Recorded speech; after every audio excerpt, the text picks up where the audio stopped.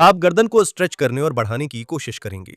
इस वीडियो में मैं आपको 3 गलतियां बताने जा रहा हूं, जो हर कोई गर्दन की स्ट्रेचिंग करते समय करता है, और जाहिर है मैं आपको सुरक्षित स्ट्रेचिंग कैसे करें यह भी दिखाऊंगा। सबसे अच्छी बात यह है कि इन व्यायामों को करने और अपनी गर्दन को घर पर आसानी से आराम देने के लिए आपको जवान, पतला या बहुत लचीला होने की जरूरत नहीं है। और अब हम शुरू करेंगे सबसे बड़ी गलती से, जो हम गर्दन स्ट्रेच करते समय करते हैं। वह है एक तरफ स्ट्रेच करना और दूसरी तरफ दबाना या कुचलना। इससे जोड़ों पर दबाव बढ़ेगा और डिस्क हर्निया, हड्डी के उभार जैसी समस्याओं का दर्द बढ़ सकता है। डिस्क्स पर दबाव बढ़ने से हर्निया, उभार या प्रोट्रूजन का दर्द और बढ़ सकता है। नसों पर दबाव बढ़ने से दर्द बढ़ेगा, जो गर्दन से कंधे और बांह तक झटके जैसा लगेगा। इस समस्या से बचने के लिए हम ये करेंगे। हम गर्दन के पीछे का हिस्सा स्ट्रेच करके शुरू करेंगे। इसे बेहतर समझाने के लिए मैं इसे सिल्वियो के माइक्रोफोन की तकनीक कहूंगा। क्या आपको सिल्वियो सेंटोस का वो माइक्रोफोन याद है, जो छाती से ठुड्डी तक आता था? हाँ, ठीक है, लगभग यही हम हाथ का इस्तेमाल करके करने वाले हैं। देखिए, मुट्ठी बंद करिए, अंगूठा ऊपर ना रखें, पीछे रखें। इस हिस्से को ठुड्डी के नीचे और नीचे वाले हिस्से को बीच वाली उंगली के पास, छाती की हड्डी यानी स्टर्नम की शुरुआत में रखें। माइक्रोफोन हटा लूं, नहीं तो आप सुन नहीं पाएंगे। हो गया, थोड़ा मान लें, है ना? बस थोड़ी कल्पना चाहिए। इस स्थिति में आप दूसरी हाथ का इस्तेमाल सिर को आगे खींचने के लिए करेंगे। ध्यान रहे, हाथ को दबाना नहीं है। ऐसा मानो आप रिलैक्स कर रहे हैं और सिर हाथ के ऊपर से आगे निकल रहा हो। रिलैक्स करें। धीरे धीरे सिर आगे की ओर खींचें। रिलैक्स करें। आपको गहरा खिंचाव महसूस होगा, यहां तक कि सर्वाइकल में दबाव कम होने का एहसास भी होगा। अब मुझे यह वैसा एहसास हो रहा है जैसे जोड़ चटकने वाला हो, जैसे जब हम उंगली खींचते हैं और जोड़ खुलता है। बस वैसा ही एहसास हो रहा है, जैसे अभी चटकने ही वाला है। आराम करो। हाँ, बहुत बढ़िया।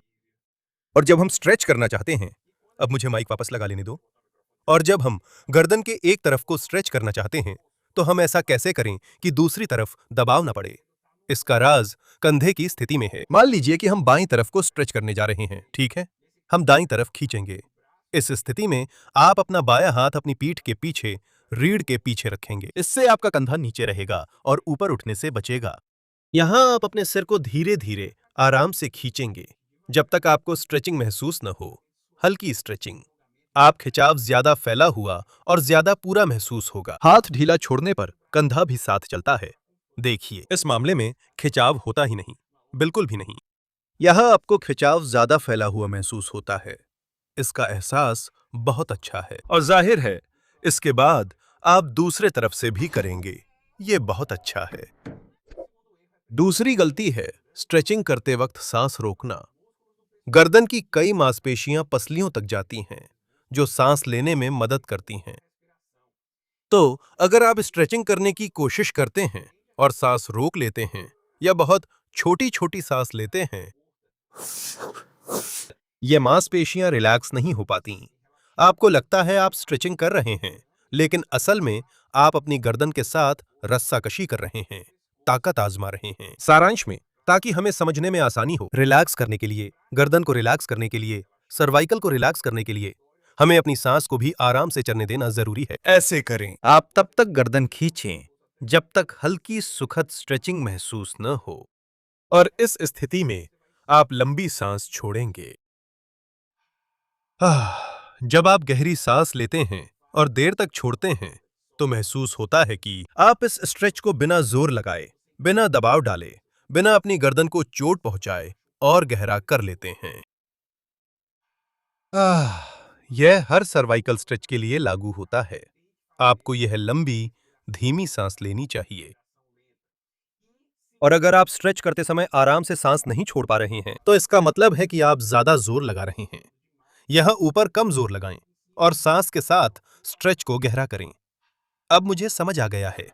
हाँ, अब मुझे समझ आ गया है। तीसरी गलती यह है कि आप पर्याप्त समय तक स्ट्रेच नहीं करते। जब हम स्ट्रेचिंग करते हैं, तो हम चाहते हैं कि मांसपेशी रिलैक्स हो, उस मांसपेशी का तनाव कम हो। हम खून का संचार बेहतर बनाना चाहते हैं, हम फेशिया टेंडन को राहत देना चाहते हैं और हम जोड़ों का दबाव कम करना चाहते हैं। और ये सब करने में समय लगता है। जब आप वो जल्दी जल्दी स्ट्रेचिंग करते हैं, वो हड़बड़ी में की गई स्ट्रेचिंग,